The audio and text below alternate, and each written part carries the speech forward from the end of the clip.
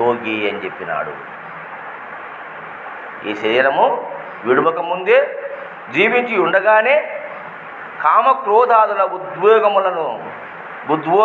ఉద్వేగములను అదుపులో నుంచుకొనగల సాధకుడు నిజమైన సుఖి యోగి. అంతరాత్మయందే సుఖించువాడును, ఆత్మయందే రమించువాడను, ఆత్మజ్ఞాని అయిన వాడును అగు సాంఖ్యయోగి సచ్చిదానంద గణ పరబ్రహ్మ పరమాత్మయందు ఏకభావస్థితుడై బ్రహ్మ నిర్యాణం పొందును. వాడు మాత్రమే ఆ బ్రహ్మమునందు లయమైపోతాడు, మరు జన్మ లేకుండా పోతుంది.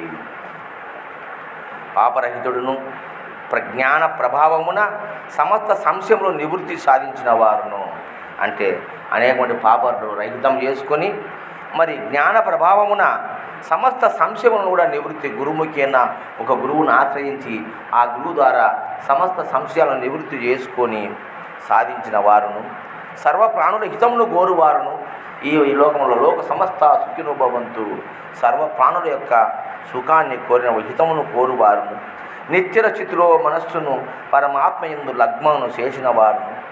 ఎటువంటి వాళ్ళు మోక్షాన్ని పొందుతారంటే నిత్యర స్థితిలో మనస్సును పరమాత్మయందు లగ్నము చేసిన వారును అగు బ్రహ్మవేత్తలు బ్రహ్మ నిర్వాణమును పొందుదురు. వారు బ్రహ్మ నిర్వాణం పొందుతారయ్యా, ఇక మళ్ళీ సాగుపుడుగుల వాళ్ళకు ఉండవు. కామక్రోధ రహితులను చిత్తవృత్తులు జయించిన వారును అయి పరబ్రహ్మ పరమాత్మ సాక్షాత్కారమును పొందిన జ్ఞానులకు అంతటను శాంత పరబ్రహ్మ పరమాత్మయే గోచరించును. ఎవరైతే చిత్తవృత్తులను జయించిన వారు, ఈ చిత్తంలో ఉన్నటువంటి అనేక జన్మల పరంపరగా వచ్చినటువంటి చిత్తవృత్తి అంటే సంచిత ప్రారబ్ధ అగామి కర్మలను జ్ఞానాగ్ని దగ్ధ కర్మాని జ్ఞానమనే అగ్ని చేత దగ్ధము చేసుకుంటాడో అటువంటి వాడు పరబ్రహ్మ పరమాత్మ సాక్షాత్కారమును పొంది ఆ పరమాత్మ సాక్షాత్కారమును పొందిన జ్ఞానులకు అంతటను శాంత పరబ్రహ్మ పరమాత్మయే గోచరించును. అంటే అన్ని జీవుల యందు మమాత్మ సర్వభూతాంతరాత్మ అన్నట్టుగా సర్వుల యందు కూడా ఆ పరమాత్మను, ఆ పరబ్రహ్మమే సాక్షాత్కారం ఇచ్చి ఆ పరమాత్మయే గోచరిస్తుంది. అన్నదా వేరే ఏమి వాణి కంటికి కనపడదు. అందరూ దేవుళ్ళలాగానే కనపడతారు వానికి. అందుకే నాకు సుభద్రమ్మ ఉదాహరణలో ఒక మాట చెప్పిన, జీవుడు దేవుణ్ణి ఎప్పుడు చూడలేడు, జీవుడు దేవుణ్ణి ఎప్పుడు చూడలేడు, అట్లా దేవుడు కూడా జీవుణ్ణి చూడలేడు. ఏమి మాటలోని రహస్యము ఎంపులయ్య? జీవుడు దేవుణ్ణి ఎప్పుడు చూడలేడు, అలాగే దేవుడు జీవుణ్ణి ఎప్పుడు చూడలేడు. ఇంకా చూసే దేవుడు అంటే జీవుడు దేవుణ్ణి చూడలేడంటే జీవుడు దేవుణ్ణి చూడాలనే ప్రయత్నం చేస్తే ఈ జీవుడు దేవుడైపోతున్నాడు. ఇంకా చూసేవాడెవడు? వీడే దేవుడు అయిపోయినాడు, ఇంకా చూసేవాడెవడు? అలాగే ఆ దేవుడు కూడా జీవుణ్ణి చూడాలంటే వాడి అబ్బతరం కూడా కాదు. ఒక దేవుడు గొప్ప మొగుడు అనుకుంటాడు మీరు, వాడు గొప్పవాడైపోయి అందరిని చూస్తున్నాడు, లోకమంతా చూస్తున్నాడు అనుకుంటారు. నా ఆ దేవుడు కూడా ఈ జీవుని చూడాలంటే ఆ దేవుడు జీవుడై రావాల్సిందే. ఆ దేవుడు కూడా జీవుడై రావాల్సిందే. అప్పుడు జీవుడైపోతాడు, జీవుని చూస్తాడు వాడు. అదే జీవుడు దేవుడు కావాలంటే వీడు దేవుడైతేనే ఆ దేవుడిలో లయమవుతాడు, ఆ దేవుడు చూస్తాడు తప్ప జీవుడు చూడలేడు, దేవుడు జీవుణ్ణి చూడలేడు. కాబట్టి నువ్వు ఎప్పుడైతే పరబ్రహ్మ పరమాత్మ స్వరూపాన్ని వెళ్తావో లోకమంతా నీకు పరమాత్మ స్వరూపంగానే దర్శనమిస్తుంది. దేవునికి లోకమంతా దేవుడుగానే కనపడుతుంది, జీవునికి లోకమంతా జీవుడుగానే కనపడుతుంది. అట్లాంటి ఉంది నాయన. అటువంటి స్థితిని నువ్వు తెలుసుకో అంటే, స్వామి మరి ఎట్లా నేను పొందేది? దానికి యజ్ఞం చేయాలా, యోగం చేయాలా అంటున్నావు కదా, ధ్యానం చేయాలంటున్నావు కదా, నిష్ట ఉండడం. ధ్యానం ఎలా చేయాలి తండ్రి? నేను కళ్ళు మూసుకొని కొంతమంది చెప్తున్నారు, శ్వాస మీద ధ్యాస పెట్టని కొంతమంది చెప్తున్నారు, ఆనాపాన సత్యాన్ని కొంతమంది చెప్తున్నారు. ప్రాణాయామని కొంతమంది చెప్తున్నారు. అష్టాంగ యోగములు చేయాలి. యమ నియమ ఆసన ప్రాణాయామ ప్రత్యాహార ధ్యాన ధారణ సమాధి అని చెప్పేసి ఇన్ని రకాలుగా చెప్తున్నారు. ఏది శ్రేయస్కరము, ఏది సత్యము, దేని చేస్తే నేను ఆ పరమాత్మ తత్వాన్ని తెలుసుకుంటాను, ఎరుగుతాను తండ్రి అని ఆ అర్జునుడు శ్రీకృష్ణ పరమాత్మని వేడుకుంటే అప్పుడు కృష్ణ పరమాత్మ చెప్తున్నాడు. ఏమని చెప్తున్నాడు? స్పర్శావాన్ కృత్వా బహిర్బాహ్యాన్ చక్షురంచైవాంతరే భ్రువో ప్రాణాపాన సమం కృత్వా నాసాభ్యంతరచారిణౌ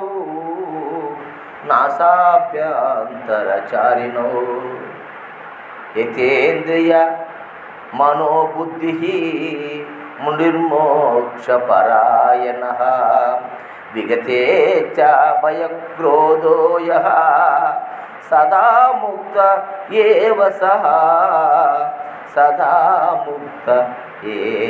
సః అని అధ్యాయము 5వ అధ్యాయము 27-28 శ్లోకాలలో కృష్ణ భగవానుడు సాక్షాత్తు ఆ పరమాత్మ స్వరూపమే దైవాన్ని ఎలా పొందాలనో ఇక్కడ ఒక్క మాటలో మన మానవాళికి అందించినాడు శ్రీకృష్ణ పరమాత్ముడు. బాహ్య విషయ భోగములను చింతన చేయక అంటే స్పర్శాన్ కృత్వా బహిర్బాహ్య అంటే దాని అర్థము సంస్కృతం మనకు తెలియదు, మనం సంస్కృత పండితులం కాదు. సంస్కృతము పూర్ణంగా తెలిసిన వాళ్ళు ఆనాడు ఉన్నారు, ఈనాడు ఎవరు లేదు. ఎవరికి అర్ధ చదివే తప్ప పూర్ణ సంస్కృత జ్ఞానులు ఎవరు లేరు. వారి వారి మనసుకు తోచినట్టు భగవద్గీతలో 10 తీసుకొచ్చి ముందర పెట్టు. 10 భగవద్గీతలో ఒక శ్లోకం తీసుకుంటే అదే శ్లోకానికి 10 మంది 10 రకాలుగా భావాన్ని రాసినారు, 10 మంది 10 రకాలుగా వర్ణించి రాసినారు. అంటే ఎవరికి సంస్కృతం రాదని అర్థమవుతా ఉంది.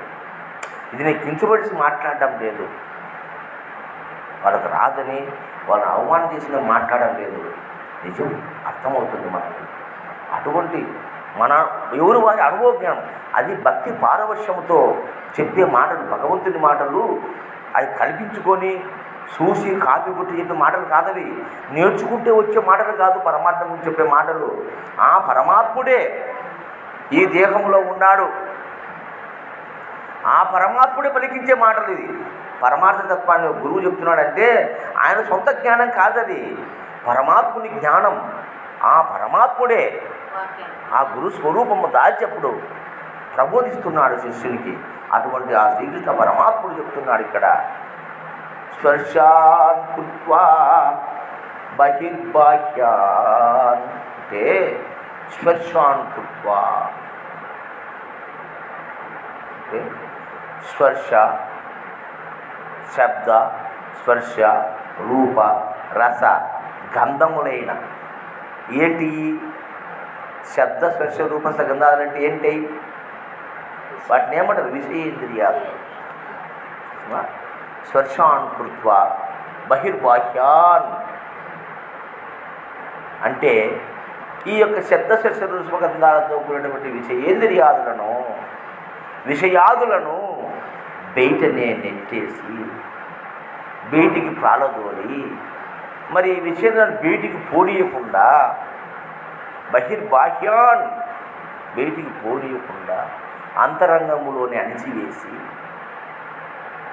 చక్షురువాంతరే భ్రువో చక్షురువాంతరే అంటే చక్షురు అంటే నేత్రముల మధ్యస్థానములో, చక్షురు ఆంతరే భ్రువో అంటే భూమధ్య స్థానములో, చక్షురువాంతరే భ్రువో అంటే నేత్రముల మధ్య భాగములైన భూమధ్యములో ప్రాణో సమానం సమోకృత్వా ప్రాణ సమోకృత్వా అంటే ప్రాణ అపానములైనవి మనకు జరుగుతూ ఉన్నాయ్యా. ఈ భూమధ్య స్థానములో వాటిని సమము చేసి అంటే ఏకము చేసి, ఒకటి చేసి, రెండుని ఏకము చేసి కృత్వా సమం కృత్వా అంటే ఒకటిగా నడిపి, ఏకదాటిగా నడిపి, ఏకము చేసి, కృత్వా అంటే కలిపి, సమం కృత్వా నాసాభ్యంతరచారిణౌ నాసాభ్యంతర, నాస అనగా ముక్కు, అవి అంటే ఎదురుగా, అంతరం అంటే లోపల. చారినవు సంచరింపచేయరా, లోపలనే సంచరింపజేయి. అంటే విషయాదులైనటువంటి విషయేంద్రియాలను బయటికి పోనీయకుండా, ఆయా ఇంద్రియాలు వాటి యొక్క విషయములపైకి పోనివ్వకుండా, నేత్రాలు రూపం వైపు, శ్రోత్రములు శబ్దముల వైపుకు, ముక్కు వాసనల వైపుకు, నాలుక రుచుల వైపుకు, చర్మము స్పర్శ సుఖము కొరకు పోనీయకుండా వాటినంతా లోపలనే అణిచివేసి, బయటికి రానియకుండా అణిచివేసి, రెండు నేత్రముల మధ్య భాగములో ఉన్న భూమధ్య స్థానములో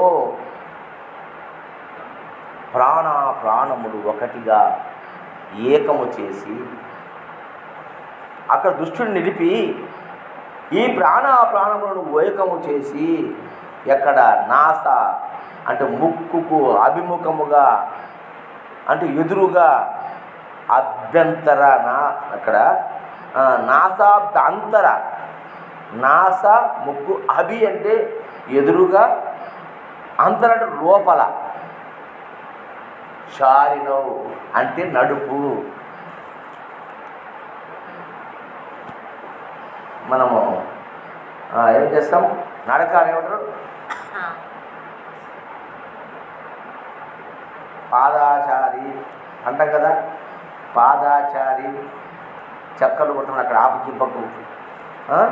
అంటే ఆ యొక్క ఎట్లా పాదాలతో మనం నడుస్తామో ఆ విధంగా ఆ రెండుటిని ఏకం చేసి భూమధ్యములో లోపలికి, కిందికి, పైకి అంతర్ముఖంగా వాటిని నడుపు. సంచరింపజేయి, చారినవు అంటే సంచరింపజేయి.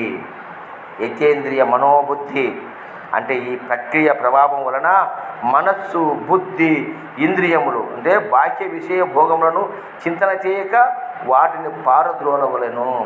దృష్టిని భూమధ్యమునందు స్థిరముగా ఉంచవలెను. నాసిక యందు ప్రసరిస్తున్న ప్రాణాపాన వాయువులను సమచిత్తును నడపవలెను. ఈ ప్రక్రియ ప్రభావం వలన మనస్సు, బుద్ధి, ఇంద్రియములు సాధకుని వశములోనికి వచ్చును. ఇట్టి సాధన వలన మోక్షపరాయుడైన ముని ఇచ్ఛా భయ క్రోధాది రహితుడై, అంటే ఇచ్ఛ అంటే కోరిక, భయము, క్రోధము రహితుడై సదా ముక్తుడగును. ఎప్పుడైతే ఈ యొక్క యోగము చేస్తావో అప్పుడు నీ యొక్క చిత్తవృత్తులన్నీ కూడా అణిగి భయ క్రోధ రహితుడు, ఇచ్చ భయ ముందు కలుగుతుంది భయము, తర్వాత అది రహితమవుతుంది, క్రోధము అన్నీ కూడా వస్తాయి, అవన్నీ రహితమై సదా ముక్తుడవుతావు. భగవంతుడు యజ్ఞములకును చెప్తున్నాడు. మరి నువ్వు పొరపాటుపడి వీళ్ళు చెప్పే మాటలు విని నీ మనసు సాధనపైకి పోతుందేమోనో. భగవంతుడు యజ్ఞములకును, తపస్సులకును, భోక్త, సమస్త లోకములకును, లోకేశ్వరులకును అధిపతి, సమస్త ప్రాణులకు ఆత్మీయుడు అనగా అవాచ్య దయాళుడు, పరమ ప్రేమ స్వరూపుడు. ఈ భగవతత్వను ఎరిగిన భక్తులకు పరమశాంతి లభించును అని చెప్పేసి ఆ శ్రీకృష్ణ పరమాత్ముడు ఆ యొక్క విషయాన్ని మరి అర్జునుడికి చెప్తున్నాడు. మనుషులు ఈ సంసార కొంచెం చెప్పి మానుకుందాము. ఈ సంసార సాగరం నుండి తమను తామనే ఉద్ధరించుకునవలేను. మేము రక్షించేవాడు ఎవడు లేడురా. ఈ సంసారం నిన్ను ఉద్ధరించుకోవలేను. తమకు తామే అధోగతి పాలు కారాదు. ఏలైనా లోకములో వాస్తవముగా తమకు తామే మిత్రులు, తమకు తామే శత్రువులు. మనస్సును, ఇంద్రియమును, శరీరమును జయించిన జీవుడు తనకు తానే మిత్రుడు. అటు జయింపని వాడు తనకు తానే శత్రువు. అనగా జితేంద్రియులకు మనస్సు, ఇంద్రియము, శరీరము భగవత్ ప్రాప్తి సిద్ధికై మిత్రుని సహకరించును. అట్లుగాక జితేంద్రుడు కాని వానికి మనస్సు, ఇంద్రియములు, శరీరములు శత్రువులే ప్రవర్తించి లక్ష్య సాధనకు అవరోధముగా నిలుచును. కాబట్టి నీకు ఎవరూ కర్త లేరు నాయన, నువ్వే కర్త, నువ్వే భోక్త.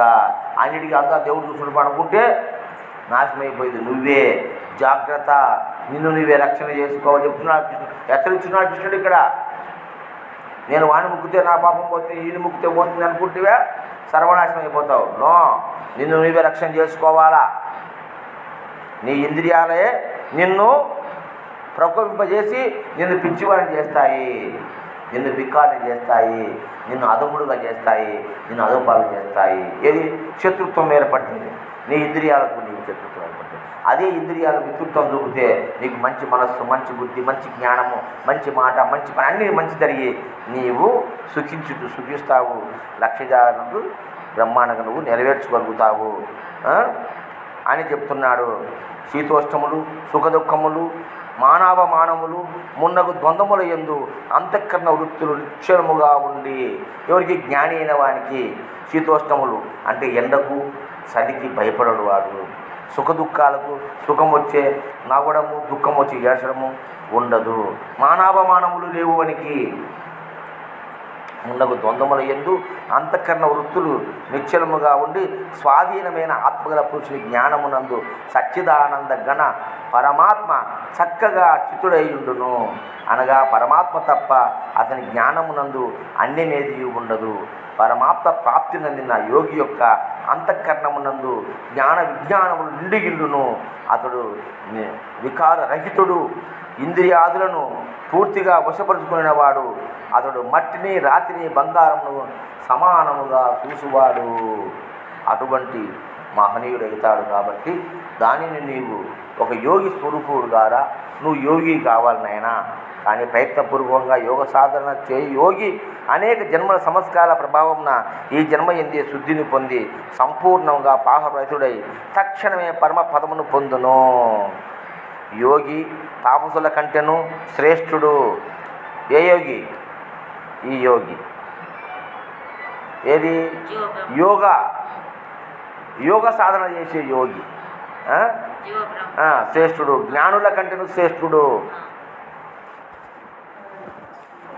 కాబట్టి అట్టి యోగమును నువ్వు శ్రద్ధాభక్తులతో చేసి నీవు ముక్తి సామ్రాజ్యాన్ని అతి సులభంగా పొందవచ్చు నాయన అర్జున అని చెప్పేసి ఆ మోక్ష సామ్రాజ్య పదవి ఎలా పొందాలన్నటువంటి ఆ పరమ రహస్యాన్ని కూడా ఆ కృష్ణ భగవానుడు మరి అర్జునునికి ఉపదేశించాడు. ఏమ్మా? కాబట్టి అటువంటి ఆ మహనీయుని మనం ఈనాడు ఆయన జన్మదిన సందర్భంగా ఆయన జన్మ వృత్తాంతాన్ని చెప్పుకున్నాము, ఆయన జీవిత విధానాన్ని చెప్పుకున్నాము, తర్వాత ఆయన ఈ యొక్క సమాజానికి చేసిన సేవను చెప్పుకున్నాము. ఆయన చేసినటువంటి జ్ఞాన భాండారాన్ని, ఆ జ్ఞాన జ్యోతిని ఆయన ఈ సమాజానికి జ్ఞానదానాన్ని ఆ గీత ద్వారా చేసి కోటాను కోట్ల మానవులను మరి చిత్తప్రజ్ఞను చేసి మోక్ష సామ్రాజ్యానికి అందించినటువంటి మహనీయుడు శ్రీకృష్ణ భగవానుడు. కాబట్టి జై సద్గురు మహారాజుకు, శ్రీకృష్ణ పరబ్రహ్మకు జై, సద్గురు మహారాజుకు.